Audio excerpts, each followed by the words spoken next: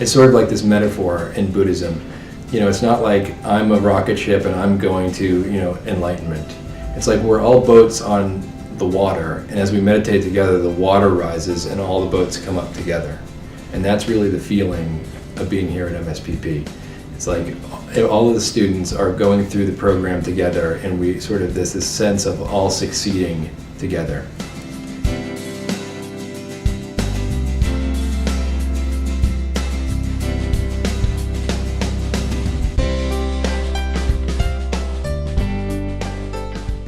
MSPP, in terms of diversity, has been a very positive experience. Being a Muslim Indian woman from Miami, I was very unsure when I first walked into MSPP. Not necessarily being accepted here, but just how I would personally feel. But I was pleasantly surprised.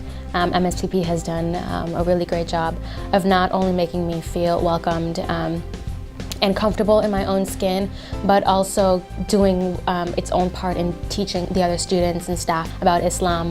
You know, a couple months ago they held an Eid luncheon, which, you know, is one of the biggest holidays for a Muslim, and so it was really nice to see that incorporated in the student life. There's a lot of food. There's a lot of food that's offered in terms of just exposure to different cultures. And I wasn't that exposed to diversity. When I was back home, we were all Puerto Ricans there, so I was just like in that bubble, I would say. And being exposed to diversity has been extremely helpful in every type of setting. It's so satisfying to be part of a community that is so diverse and so different, and I've just benefited from that exposure.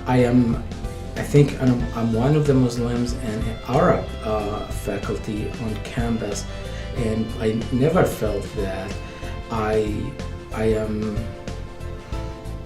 a stranger. We're a community, you know, we're all colleagues, you know.